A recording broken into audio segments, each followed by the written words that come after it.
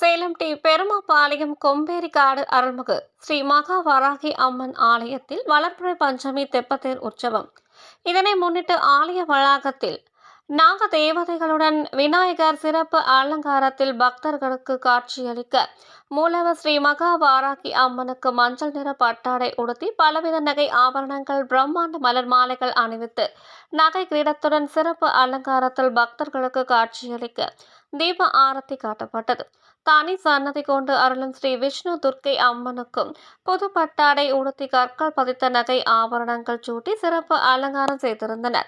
இதேபோல் ஸ்ரீ சந்தோஷி மாதாவிற்கும் பலவித நகை ஆபரணங்கள் சூட்டி அழகாக காட்சியளிக்க ஸ்ரீ முருக பெருமானுக்கும் சிறப்பு அலங்காரம் செய்திருந்தனர்.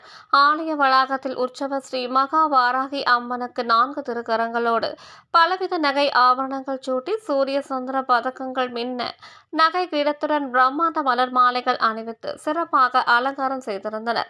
இதேபோல் அருகே உற்சவ முருகப்பெருமான் இதேபோல் புது பட்டாடை உடுத்தி பலவித நகை ஆபரணங்கள் சூட்டி பிரம்மாண்ட மலர் மாலைகள் அணிவித்து ஒரு கையில் வேலும் மற்றொரு கையில் கொடியும் ஏந்தி அழகன் முருகன் அழகாக காட்சியளிக்க அருகே ஆதி வாராகி அம்மனுக்கு பச்சை பட்டு சேலையுடன் பலவித நகை ஆபரணங்கள் சூட்டி நகை கிரீடம் பிரம்மாண்ட மலர் மாலைகள் சூட்டி சிறப்பாக அலங்காரம் செய்திருந்தனர். தொடர்ந்து அம்மன் திருசூலம் முருகப்பெருமான் வேல் ஆலயத்தில் இருந்து ஊர்வலமாக எடுத்துச் சென்று தெப்பக்குளம் அருகே மகா அபிஷேக ஆராதனை நடைபெற்றது.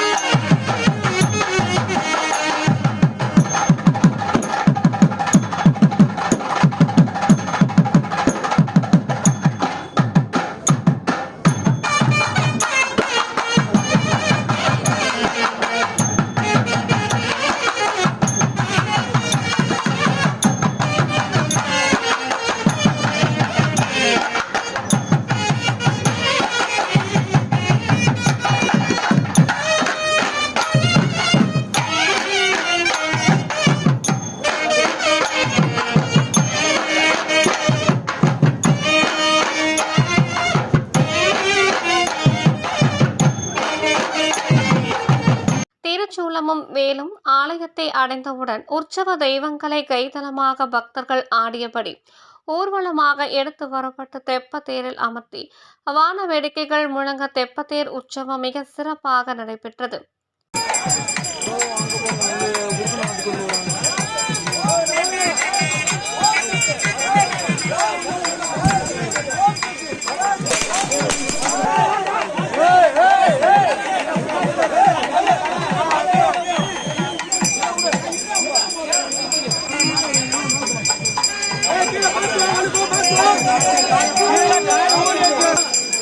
கொஞ்சம் கீழே இருக்குங்க.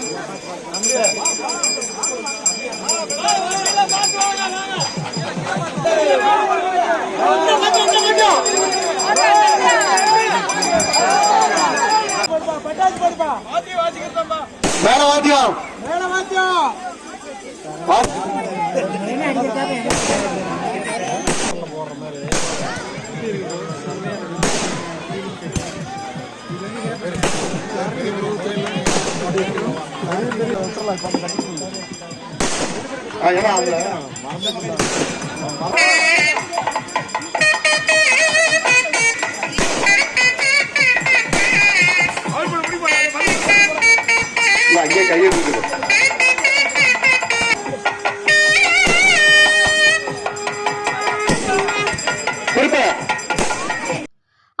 நூற்றுக்கணக்கான பக்தர்கள் கலந்து கொண்டு தரிசனம் செய்தனர். கலந்து கொண்ட பக்தர்கள் அனைவருக்கும் அன்னதானம் வழங்கப்பட்டது.